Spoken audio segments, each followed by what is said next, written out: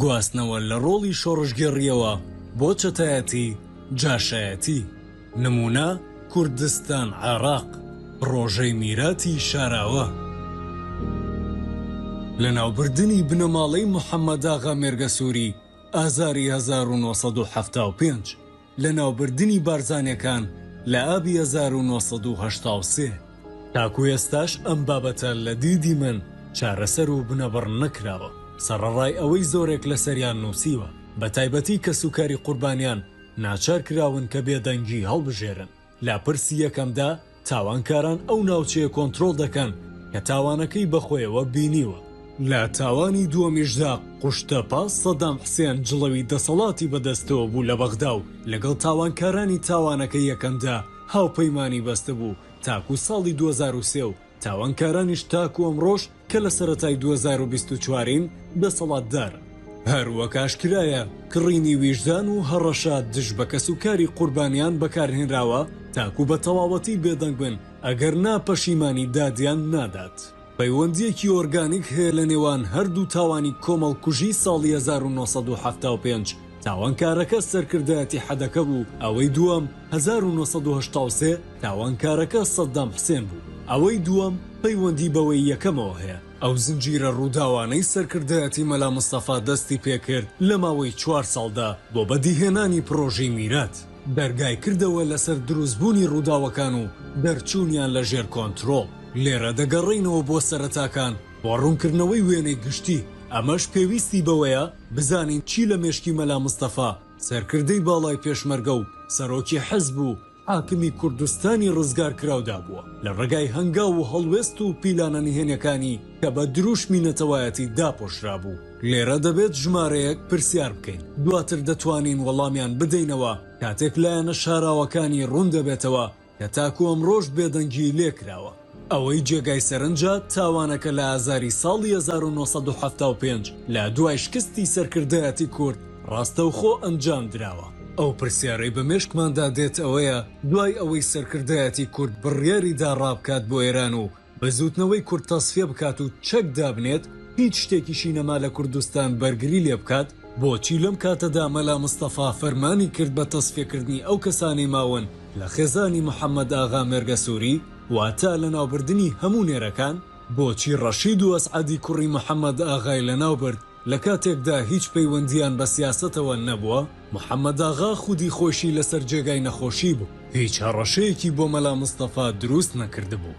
کوژرا و لەگەڵ ئەو پاڵتۆی نێژرا کە مەلا مستەفا بۆی کردبوو بە دیاری، بێئاگالەوەی کە پاڵتۆ دیارەکەی ئەبێت بە کفنی. ئەمین خانمی دایکی فاخر ئەو کاتە ناسی کە دەڕۆژت بۆ گەڕان بە دوای قوربانیانی تاوانی زیندانی ڕایەت بە نزیکەی 2 هەفتە دوای 26 ئازاری 1975 کەوتە دوای ئاسەواری خۆڵێکی هەڵکەنراو لە نزیک ڕووبارێک. دواتر شوێنەکەیان هەڵکەند و تەرمەکان دەرکەوتن.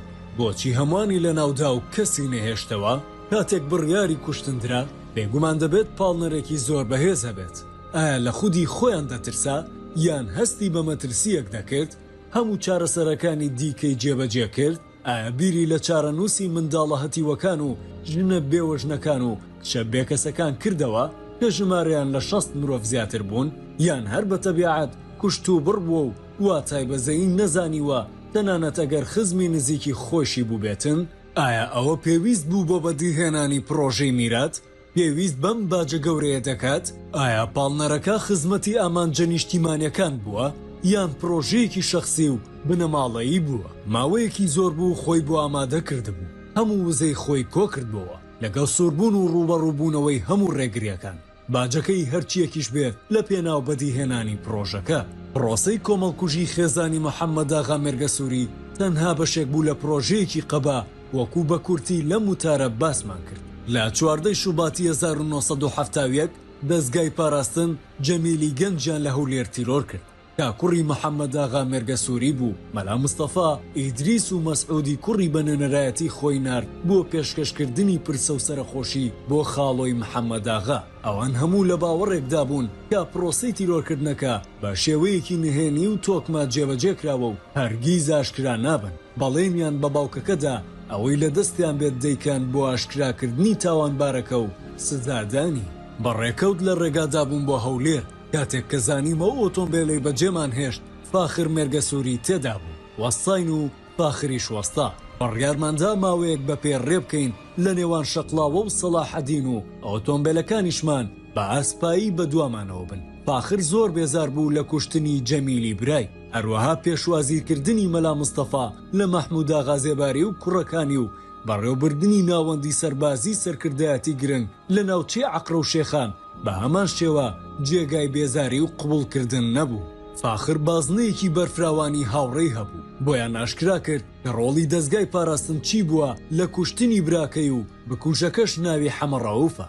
سەعیدی برای فاخر تۆڵەی کوشتنی جەمیلی کردەوە پێویست بوو هەموو شتێک لێرەدا کۆتایی پێ بهێنرێت بەڵام مەلا مستەفا ئەمەی ڕەت کردەوە و سەعیدی دەستگیر کرد و دەست بەجێ لەگەڵ خەلیلدا کوژرا و تەرمەکانیشیان بە پێچەوانەی هەموو نەریتەکان ڕادەست نەکرایەوە. فاخریش دەستگیر کرا کە ئەندامی لیژنی ناوەندی حەدەکە بوو. دواتر هەموو ئەندامانی خێزانەکە بەبێ جیاوازی هاوشێوەی بەعەز دەستگیر کران. لێرەدا دەقی نووسینەکەی عەسمەت شەریف فانلی دادەنین کە لەسەر هۆکارەکانی هەرەسێنانی بزوتنەوەی کورد نووسیوێتی و ئاماژە بە کوشتنی فاخر دەکات.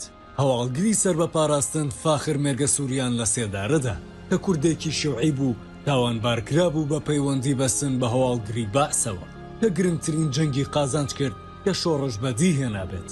قارەمانی جەنگی هەندرێن لە مایۆی 1966 بەبێ هیچ دادگایکردنێک خۆی و ئەندامانی خێزانەکەی لە سێدارە دران بەبێ ئەوەی هیچ بەڵگەیەک پێشکەش بە دادگای شۆڕش بکەن کە ناپاکی کردووە. فاخر کوژرا بەبێ ئەوەی ڕابگەێنرێت شوێنی ناشنەکەشی شاردرایەوە. ئامین خانمی دایکی بە هەموو توانایەکیەوە هەوڵیدا چارەنووسی منداڵەکانی بزانێت بەڵام بێهودە بوو. لە دوای حەوت گەشتکردن بۆ بارەگای مەلا مستەفا نەیتوانی نە مەلا مستەفا و نە هیچ کام لە کوڕەکانی ببینێت. لەلایەن پاسەوانەکانەوە یان دەردەکرا یان سوکایەتی پێدەکرا بەڵام کۆڵی نەدا. هەر بە ئازایی ئەویش لە دوای هەرس هێنانی بزوتنەوەی کورد فەرمی محەممەد ئاغای هاوسەری و ژمارەیەکی دیکە دۆزرانەوە. بەڵام تا ئەمڕۆژ شوێنی ناشتنی فاخر بە نهێنی ماوەتەوە. مەسعود ئاشکرای ناکات. دیارترین تایبەتمەندی لە هەڵسوکەوتی مەلا مستەفا لە کۆتایی تەمەنیدا بە شێوەیەکی بەرچاو توند و تیژ بوو. فەرمانی تیرۆرکردنی زۆر بوو. زۆر بەشی دژی بارزانەکان و هێزە چەپە کورد و عێراقیەکان بوو بە شێوەیەکی گشتی. حەزبەکەی وێران کرد و وابەستەی و جێبەجێکردنی فەرمانەکانی بەسەریدا سەپاند. هەروەها جاشی سەپان بەسەر ڕێکخراوی پێشمەرگە لە کەرتی عەقرە و شێخان و کەرتی ڕانیە و شۆڕشی لە ناوەڕۆکەکەی ڕاماڵی. لە ڕاستیدا زۆربەی هۆکارەکانی ڕوخاندنی بزوتنەوەی کوردی ئامادە کردبوو لە بەرامبەر هاتنی هێزە عێراقیەکان کاتێک لە ساڵی 1974 دووبارە جەنگ دەستی پێکردەوە. هەروەها لە پەیوەندیکردن نەما لەگەڵ سەربازگەی سۆزیالیزم و هێزە چەپەکانی جیهانی عەرەبی. شاپارێکی زۆری دەنارد و ڕاستەوخۆ دەگەیشتە سەرۆکی حزبەکە لە کاتێکدا کە دەوڵەمەندی کەڵەکە دەبوو. شکستە سەربازیەکانیش لە بەرەکاندا زیادیان کرد. بڕیاری کۆتایی هێنان بە بزوتنەوەی کورد وەکو دان پێدانانێکی ڕوونوا بوو بە شکستی سەرکردایەتی و بەرپرسیارەتی ڕاستەوخۆی لە دروستکردنی کارەساتێکی نیشتیمانی. دکتۆر مەحموود عوسمانیش لە چاوپێکەوتنێکی ڕۆژنامەوانیدا بە ئاشکراوتی ئێمە بەردەوام نەبووین لە بەرخۆدان چونکە سەلماندمان سەرکردایەتێکی شکست خواردووین. لە کاتە ناهەموار و قورسەکاندا بەرپرسیارەتی هەڵناگرین. پارە و چەک و تەقەمەنی و زۆرێک لە جەنگاوەر و ناوچەیەکی زۆرمان بەدەستەوە بوو. دەکرا بەردەوام بین لە بەرخۆدان.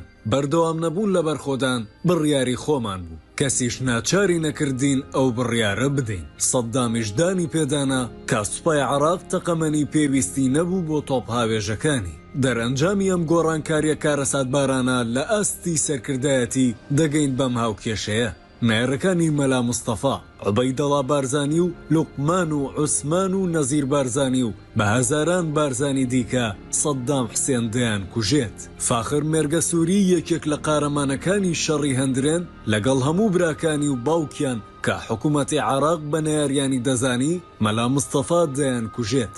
پاشان کوڕەکەی مەسعود بە پیلانێکی هاوبەش لە ئابی 1996دا لەگەڵ سەددام حسێن هێزەکانی ئۆپۆزیسیۆنی عێراق کە لە کوردستان بوون و لە ژێر چەتری کۆنگرەی نیشتیمانی عێراقی گوم ببوون هەموو گیران و زۆربەیان کوژران بەدەستی ڕژێمی باعس. زەڕبەیەکی کوشندە بوو لە هێزەکانی عێراقی دژ بە ڕژێمی سەدام حوسێن. ئەگەر بەزانین بوو بێتیان نەزانین هەردوو لا خزمەتیان بە یەکتری پێشکەش دەکرد. هەروەها ئەم ئامادەچڕەی ئەمڕۆ هەیە بۆ لایەنگرانی سەدام حوسێن لە هەولێر بەڵگەی قوڵی پەیوەندیەکانی هەردوو لایە. ئەمانە هەر هەمووی لە خزمەتی پرۆژەی میراتەکەیە و بەهێزکردنی ڕێگای جاشایەتیە لەسەر حیسابی دینامیزمی شۆڕش. لە دیمەنێکی ناوازەدا کە لە جۆری نەبووە لە مێژوودا لە دوای هەموو ئەو کوشتارگانەی ڕژێمی بەعەس ئەنجامیدا سەرکردەکانی کورد ڕایان کرد بۆ بەغدا تاکو ڕووی سەدام حوسێن ماچ بکەن لە دوای ڕاپەڕینی کوردستان لە ساڵی 1991. نەدەکرا ئەمە ڕوو بدات ئەگەر سەرکردایەتی بزوتنەوەی ڕزگاری خوازی کورد دەستی بگرتایە بە بنەماکانی شۆڕش و بەهاکانی دادپەروەری و ڕەتکردنەوەی ستەم. بەشی شەشەم و کۆتایی.